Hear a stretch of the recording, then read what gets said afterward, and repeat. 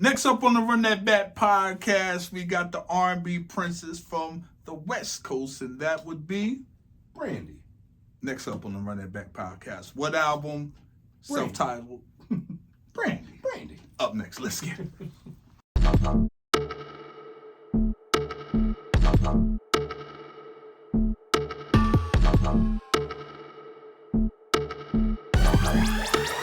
Run that back. Yo, what's poppin'? This your man Scorpio Moe, C.Boogie. and this is the Run That Back podcast. And today we have a female R&B singer. Here's the thing. I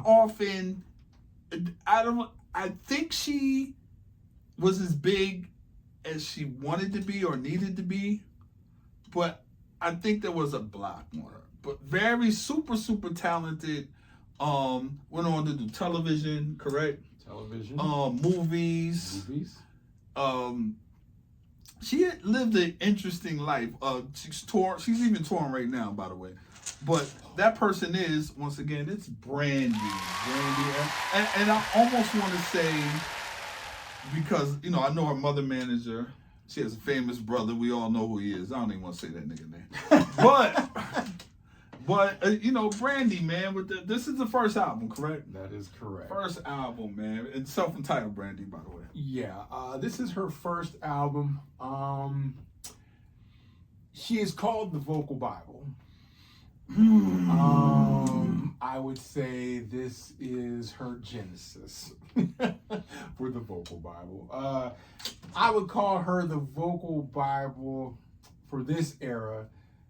I don't even know how she got that nickname, but she got it, and it's well deserved because vocally it was never a question if this young lady, who's now a grown woman, could sing. I think with this particular album, because she was so young when she did it, because she was actually recording this album, or not this album, but she was actually recording while she was on the set of old ABC sitcom called Thea, which actually also had Jason Weaver in it as well. And she was quite upset anytime that she had to film because she didn't like filming the TV show when it was taken away from her recording time. Oh, you're on the TV set, you gotta go record the But in rich nigga problems. But in any case, what was your intro to Brandy? I forgot about the Thea thing. Mm-hmm. So unknowingly that was. Mm-hmm. Knowingly, as Brandy the artist was, I Want to Be Down. That's it, very simple, very simple. That was that same thing. Wait, 94, correct? Yes. The album came out September 27th, 1994. But yeah, myself, like you, remember Thea. I remember that. I didn't know she was singing back then. I'm gonna be honest with you. I didn't even think she stood out to me in Thea. I didn't really. She was young. I didn't pay much attention to it. Well, yeah, I mean, nobody. Big fat black woman on the show. I didn't really watch that shit. Yeah, single black woman, 3 kids. What? I mean, all that. Shit, I lived that in real life. All that stuff. But just a real quick background on her. 1990, she had a oral contract with Teaspoon Productions, which was headed by Earl Harris and Chris Stokes. Hold on. Let's just stop for a second. No, sir. I'm saying that for now. That's my new thing for now on. I got an oral contract with people. Anyway. You're nasty. She had an oral contract with Teaspoon Productions, who had Earl Harris and Chris Stokes. Vocalist for the boy band Immature. Mm-hmm. They also represented her and attempted to secure her a record deal. She first auditioned for Atlantic Records when she was 11. The executive turned her away because they told her she was too young. Come back when she was 14. She went back, but at the same time, they negotiated a deal for her with East West Records. Her parents, at the same time, negotiated a deal with her with Atlantic. during her audition at Atlantic. She auditioned for an A&R by the name of Daryl Williams, who said she stood out. She was energetic. She had an incredible voice for a 14-year-old. She dropped out of Hollywood High School and then was tutored privately from then. Then she, like I said, was the 15-year-old daughter on the Thea sitcom. That TV show got canceled. And then come 1993, that's when they start recording this album. It was recorded between 93 and 94. The producers on this, this was before she got with Rodney Jerkins. It was Kenneth Crouch, and Something for the People, and Damon Thomas, and a gentleman by the name of Arvell McClinton. The album spawned 4 singles, which we will get into. The 4th single also had a very famous person on there who she was in a relationship with, which we will get into at some point in the episode. But getting into the singles, the very first single that was released was I Want to Be Down. It doesn't give a date, it just says 1994.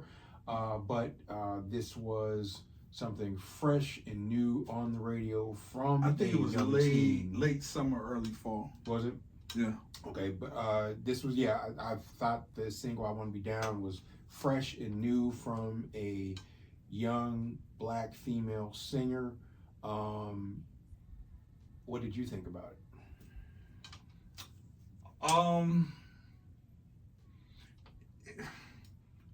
It was sweet. I didn't think much past that until it got to the remix. Yeah, I was about to say. It was sweet. It was cool. I liked the beat. It knocked. It was simple. Is that a guitar lick? No, it's more or less synthesized. Synthesized, yeah. Okay. Because the only reason I say guitar licks, a lot of guitar licks through this album. Yeah. That stand out, and I think that was the production thing at the time. Yes. But I don't think I know that I didn't get it what everybody else was getting, because the energy was this was the next big thing. And I just didn't get it. So you gotta remember, Aaliyah's Back and Forth was come out. You know, for me, for my taste, you know, and I'm hearing this vocal thing that they're talking about, and it must be amongst singers, but just for the average listener, per se, I never got it with her. I just never hit me like when I hear people, oh, Brandy's even the tone, it wasn't a tone that I dug. You know, I was more, even for a vibe track. But, you know, it was just one of those things where I'm trying to catch on to whatever so I'm waiting for the next thing to kind of hear. I couldn't latch on to it, but what did make me, and it's not to her credit, unfortunately, it's the remix. Yeah. Well, I think with what I Want to Be Down, she was positioned to be the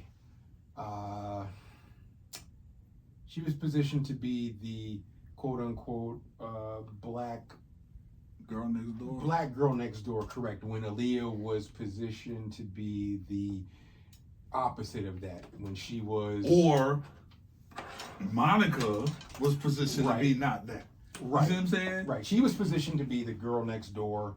1,000%. You know, she, like I said, she was already on the ABC sitcom. Not that anybody may have remembered her from that, but the song was, you know, it's very syrupy sweet. I Want to Be Down. You know, it was very age appropriate for her. She was a teenager at the time, so it wasn't she wasn't singing anything out of the way. That I thought it was very safe.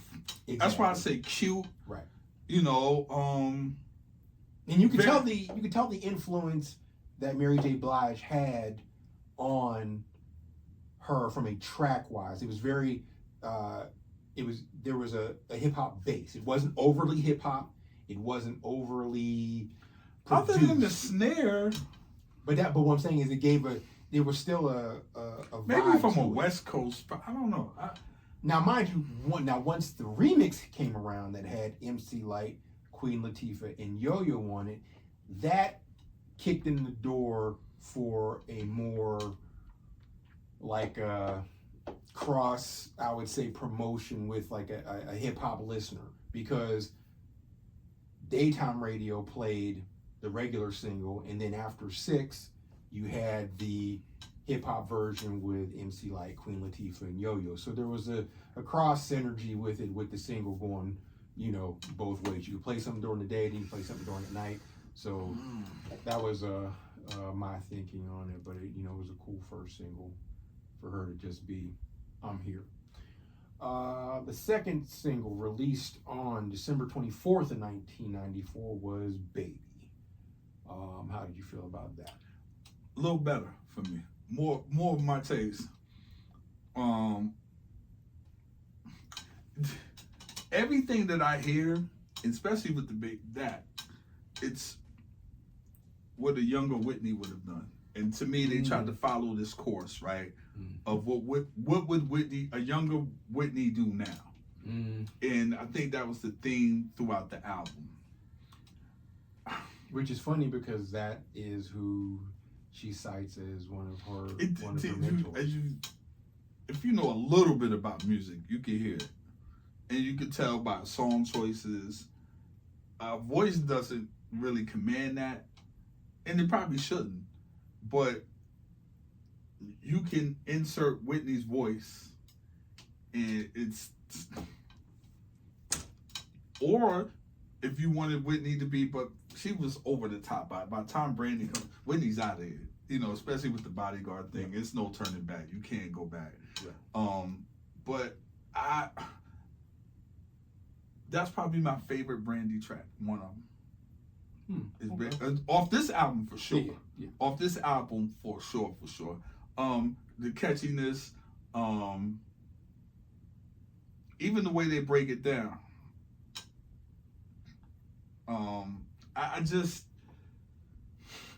I'm not a fan of her tone. And tones are very important to me, because it can determine if I can like everything. Coco, for instance, Chris Brown, for instance. I don't care what they sing. If they're singing, it's going to sound a little better than someone else did. Now, let me ask you a question. Do you not like her tone because this was her first offering? I never caught on to it. Nah. I just think it doesn't have a lot of weight to it. Oh. I'm hearing, and that's what I'm saying. I know I pissed a lot of the people off, because a lot of the people, especially for some reason I never got it. I never understood what they, and maybe because, I like a little heavy. It just was too thin to me. It didn't seem authentic enough. She could hold a note, she could sing, but it's just like certain tones. It's like Kim. I don't care how I can't listen to that. It's like After 7. Can't listen to that. The tone it just does nothing for me. Now Monica, and I don't mean to pit them against each other. I was just always a more, and it's not the aggressiveness. It really is the tone.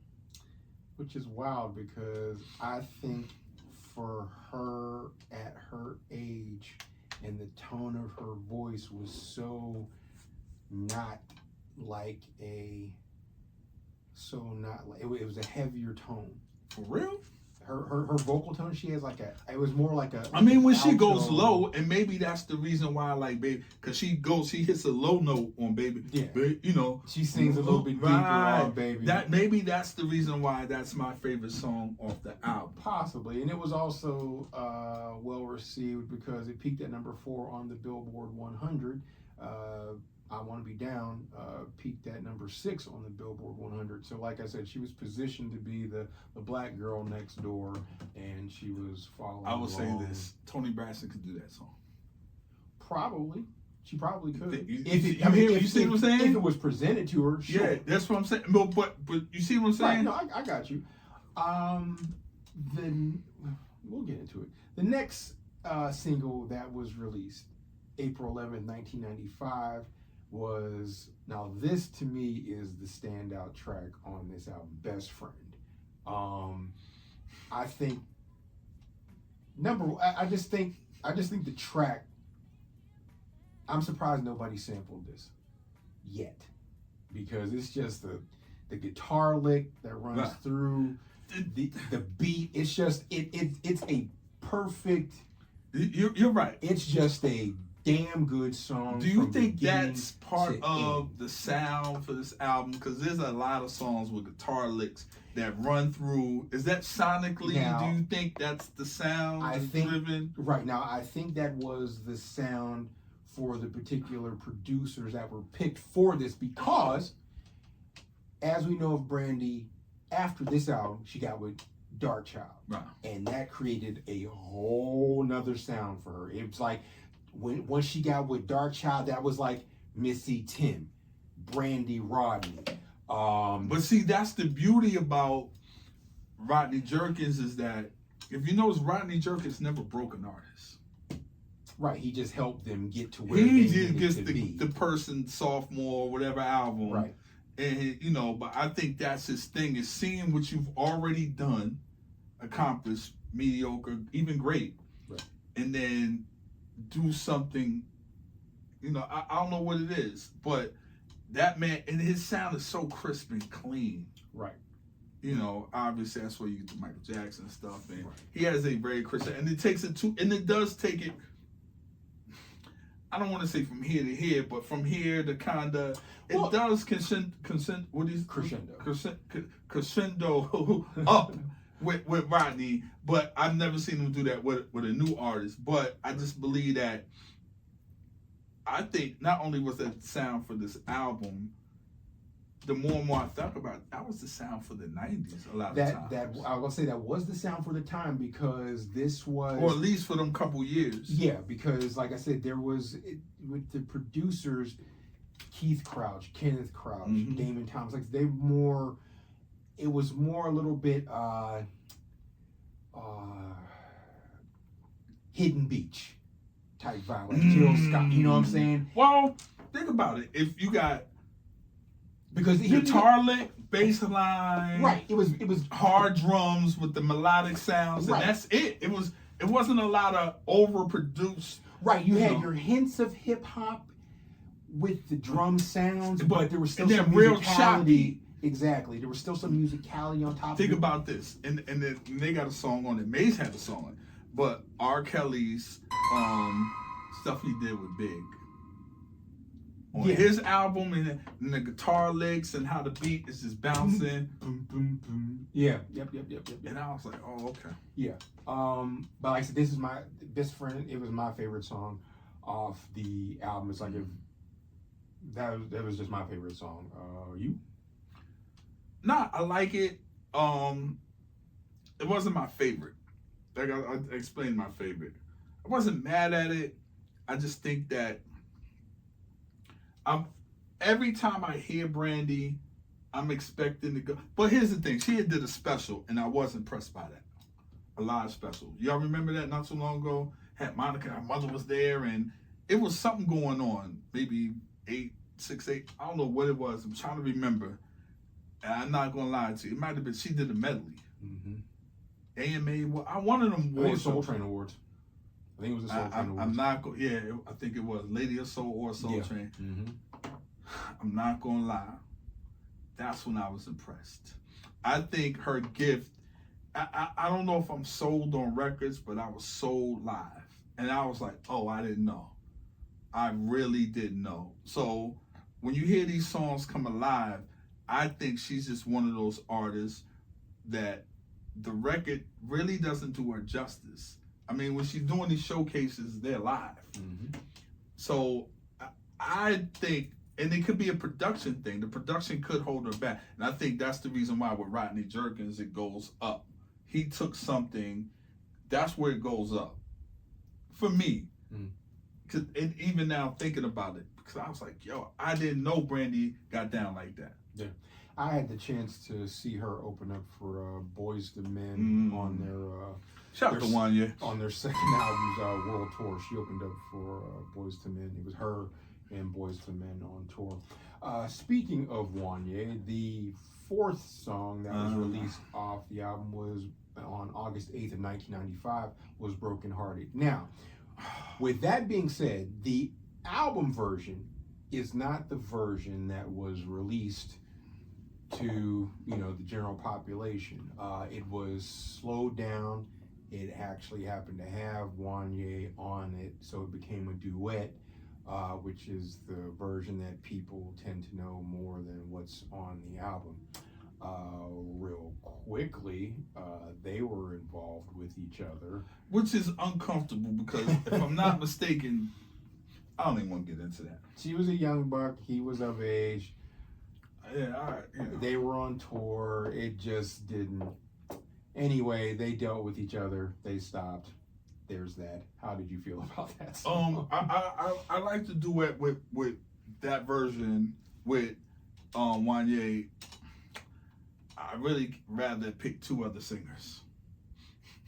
I like the song. It's a well-written song. I think two other people, and I don't know who those two people are, could take that record somewhere else. As I'm thinking now, I don't know who, but something tells me that record could go from here to here.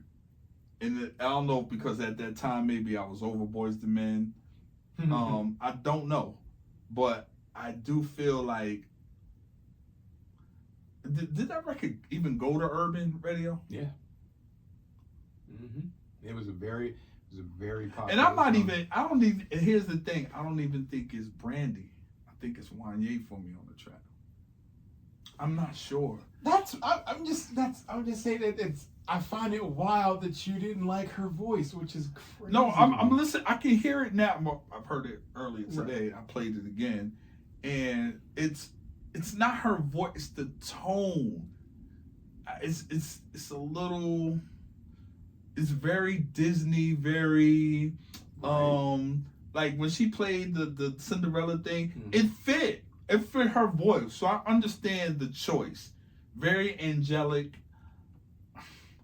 I just like a little bit more oomph, a little bit more soul, a little more growl in my R&B music. If it's going to be like that, but it's her tone that bothers. It's like Kim. It's the tone that bothers me. He's trash. Anyway, I'm sorry, Brandy. Damn it! I just find it wild because, like I said, she was a teenager. This was her first album, so it's not. It never changed. What? It's never changed. Oh, not much. Not much. I know you're gonna go into the full moon stuff. We're concentrating on this album. Yeah, I know. That's what I'm saying. We're not getting into full moon or anything else. But yeah, okay. So those were her 4 singles that were released off of the album.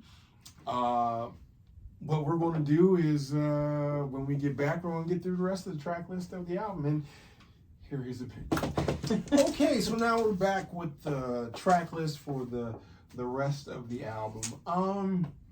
I guess one thing that I would like to say is that 4 months prior to this album coming out, Aaliyah's debut album came out. So you're getting a comparison. Which did we do one on this? We did one. Not on that album. Right. It was the 1 in a Million album that we went over with Aaliyah. We didn't do her debut, but we will get to that sometime soon. Basically, what critics were saying is that Aaliyah's album was screaming here and now. Brandy's was well-groomed, like I said, girl next door, gentle hip-hop, I'm not mad at that statement. Not alienating the greater public with overall hip-hop compared to Aaliyah's back and forth was more street edgy than I Want to Be. You know what I'm saying? So the comparison. Okay. So that's Jive, and Atlantic? Correct. Okay. Yeah, Jive and Atlantic. So getting into the track list for the rest of the album. So the first, the first song, Moving On. I'm not mad at it. Writing wise, like I said, at this point I'm over the tone and I'm just trying to get into the song. I thought it was mid. No. That's what I'm saying. Right. I'm not mad at it. Gotcha. At this point, when you hear me talking moving forward, I've gotten saying it's not my particular favorite tone, but I can still appreciate the art if there's any and this, like you said, it felt mid to me. You know, who produced this? Keith Crouch, Okay. who happens to be the nephew of Andre Crouch. Andre Crouch. And here's the thing with that, right? Now it's starting to make sense, the feel of it. Yeah, These are feeling like reworked gospel songs turned into contemporary. You know what I'm saying? There you go. And this is off the fly. I just wasn't even some shit I thought of listening to because I didn't know the producer. But I couldn't figure out what I'm hearing. But it sounded, but as soon as you said, because the first person that comes into mind is Warren Campbell. So it's making sense. And these guys go back and forth between sounds. Or is there a back and forth between sounds and it's just wording and content? I think it's and then a heavier drum kick maybe or whatever. I think it's a back and forth between sounds and a feeling. Because when you listen to the album, we'll get into it, it's like a contemporary gospel album. And they come from that. Their father.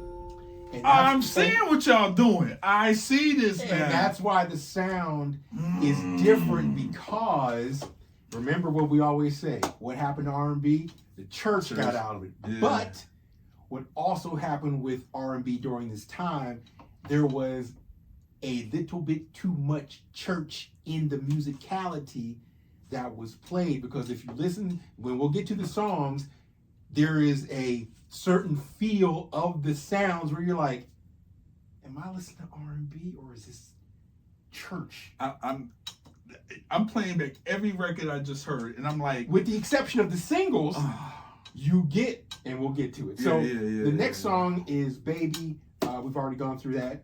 Next song after that is Best Friend. Next song after that is I Want to Be Down. The next song after that, which is the interlude, which is called I Dedicate, which is part one. There's three, it's a series of I Dedicate. Basically, it's her letting you know that Whitney Houston, Aretha Franklin, you know, basically her influences. And it's her just, you know, giving you background vocals, running over those background vocals. And that's just her little thing into it. The next song is Brokenhearted. And then that vocally sounds very churchy now that you say that. Now the next, especially Brandy's part. Right. So then the next song is I'm Yours. Now again, it's just mid to me. And honestly, this album is, with the exception of the singles, it's very mid. That part. It's very mid. Now, mind you, nobody's saying that she cannot sing. That is not the question. So let's just put a halt to that right now. Yeah, this is not about her vocal ability. Even when I say tone, it's not a tone, and ability is totally different. I'm not saying that, and he's not saying she can't. This is not about that. It's just about, like, certain things are just taste levels and people, but at the same time, it's just like the A&R, they were smart when they dropped it, because all the oomph became in the singles. Right. Anything else were decent records, but you know, I don't want to take away from all the. We'll get to each record, but the next song, Sunny Day. Now, what I'm going to say is this, and hopefully some will agree. Others of you may not. We all know her as Moesha. This is Moesha-ass music. This is before she got the Moesha project. But when you listen to the songs, you're like, this is Moesha writing in her damn diary. This is like, this is all early teenage Moesha-ass music. But, okay, with that being said, that's why I said this is young Whitney. By the time we get to Blue Moon, it's Whitney growing up.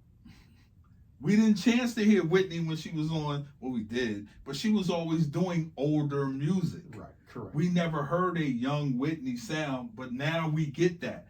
So, yeah. Correct. The next song after that is As Long As You're Here. Again, this was written, by Something for the People. Y'all might remember them as My Love Is the Shh that's who were writing for her as well. Also Trina Powell, who happens to be the late Jesse Powell's sister. Like I said, mid. It's not about her vocal ability or singing.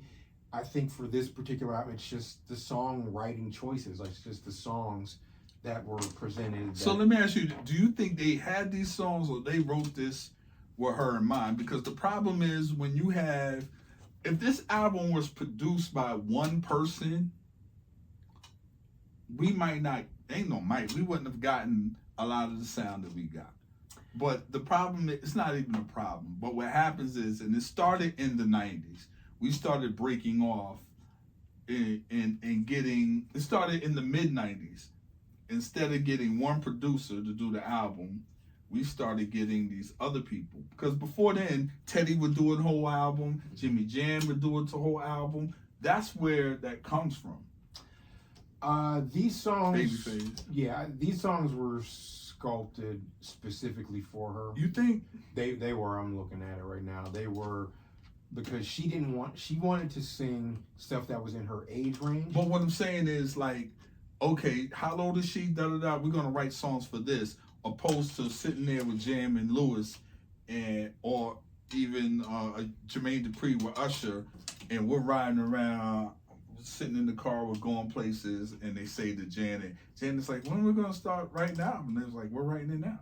Right. Now, that's what I mean by writing it for her. Right. Now, these songs were written for her, but I don't think they were written from her perspective. You know what I'm saying? I just think they were like, we need to write for a teenage girl next door. Right.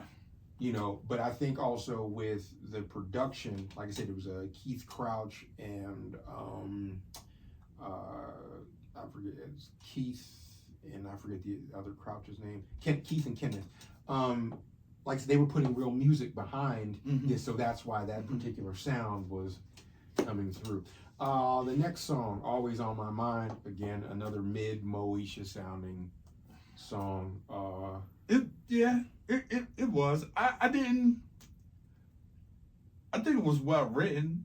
I think a lot of the songs were. But like you said, her staying in the vein of this young preteen. It's kind of like this innocence when there you go. You had innocence. People flirting around with the ideas of other records. And I think that comes in to introduce when you hear these hip hop tracks and you don't want to see kiddie things. That's why there's really no samples in this. Right. Opposed to, sample heavy R&B, which started to become a thing. Also, if you know anything about her mother don't play. Miss Norwood. Miss Norwood don't play. So I guarantee you she was like, give my daughter something hip, current, but not, wow. Not I forget the word I'm looking for, but nothing out of the way, nothing age inappropriate. Momager is what she is. Momager. Yeah. The next track is I Dedicate, which is second in the series. Again, her just riffing over background vocals. The next song, Love Is On My Side. Now, this song gives me Whitney vibes. Do it. Not to mention, it was also written by a 16-year-old Robin Thicke. So Robin Thicke wrote this song. I know, that's wild. Just found But let me ask you this. So, okay, with that being said... Oh, not to mention Damon Thomas produced it, who is the ex-husband of Kim Kardashian. Okay. Her first husband. Her first husband, okay, so now, when you're saying the Robin Thicke situation, so do you think they got the directions of everything we talked about, the writing direction, but did they say young Whitney? All that I read is that because you got to figure Mary's out, SWV's out. What would stop them from going in that direction? Even sonically, forget the vocals, just the music. Other than somebody, because out of all the songs on this particular, this is the most sounding Whitney to me. I think they got a vibe that Whitney was somebody that she was influenced by, looked up to, and that probably was their take on doing a song for her, because that's the only song that they did. Well, I'm sorry, he did another. Damon Thomas also did another song, "I'm Yours," but I think that may have been Robin Thicke's writing style for that particular track for her. Like, And I'm picking up on. If I'm not mistaken, at this time, he signed to Uptown. 16. Robin Thicke. Yeah, because I think I think he was about to go, but he's the bike messenger. Yeah. Yeah. Yeah. A lot of people on. Yeah. Yeah. That's the next song, "Give Me You." Now, this is, if you know R&B in the 90s, damn near every R&B album had a gospel influenced or inspirational song on it. This was her take on that. Not a bad song. No. Not a bad song. I can't go again. Here's the thing is, give the God songs a pass. I don't think it was necessary, especially at her age. I feel like her mother had a heavy hand. Mother and father. And father, definitely. Because her father was a preacher. Right. And he played in the choir. Mm-hmm. So, at such a young age, I don't think it was necessary. Yeah, like I said, I'll give this one up to the Times. That was just a song that was generally on any R&B album in the 90s, a gospel influenced song. And then the last song was "I Dedicate," which was the final version. They overkilled that in that session. Yeah, they did. But I'll get to that in my comments. But I also think that they did that to, like I said, to show you that she could sing, that she could riff and or that type of thing. I just think. But that would imply to me that they know she's not doing that so much on the records. But we want you to know she can do it. You know what? That's a perfect take on that, because that just hit me like, you know what? It's like she is running on the records, but she's not going. It's not soulful as they try to keep it. And I think just for commercials, because from what I understand, that's the biggest complaint about why you see certain soulful artists don't cross over. The people that do the heavy runs and the heavy, and that's a thing that people like. They don't make it. The Gerald Leverts don't make it to, even though they're just talented, they don't go there. And from what I understand, that's the reason why. That's too much. I'll put it this way: it's too black. It's too much hot sauce on the chicken. That's what it is. Like, they like it seasoned a little bit, but not, nigga, you got too much salt on this. You didn't have to put that much turkey in it. Want honey. Honey. With hot sauce. Yeah, they want honey, not spice. I'm like, they want a little ranch. They don't want 2 packets. This is the thing.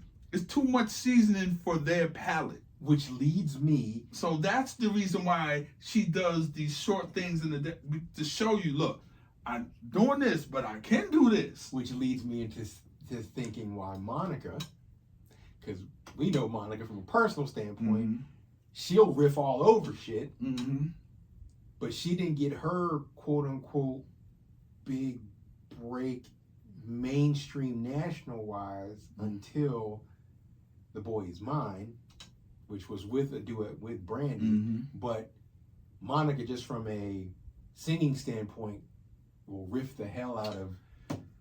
She'll riff the hell out of the phone book. But I get it because again, we keep going back to this particular phrase. Brandy was positioned as the black pop girl next door who could sing. It wasn't until Never Say Never and Full Moon that you got her and Rodney Jerkins bringing all but here's of that the thing. Out. Create a home base first. Correct. For whatever it is, because, just like in any sport, or whatever, you're playing tag or whatever, you run back the base. But if you have no base to run back to, you're kind of just out there. Yeah, a man with no country. Yeah, right, exactly. So, and that goes both ways.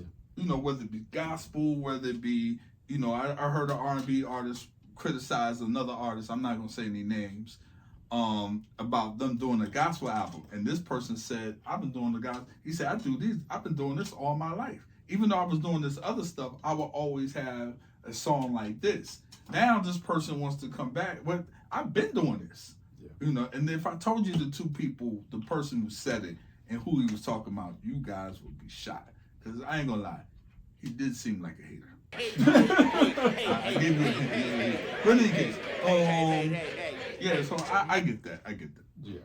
But yeah, that's a Brandy self-titled album. I'm not sure if I said this before, but yeah, she won Best New Artist, Soul Train Music Awards, Grammy nominated for Best Female R&B Album, Best Female Soul Single, nominated for the MTV Music Award in '95 for I Want to Be Down, the hip hop remix, the Best Choreography hip hop remix. Billboard Music Awards, she won for Baby. She won for I Want to Be Down. So that goes off, Billboard, just goes off of sales, numbers. There's no popularity. It's what sold, how much your record sold. So that's what that did. But yeah, when we get back, we will have our pros, cons, and conclusions for Brandy. Yeah.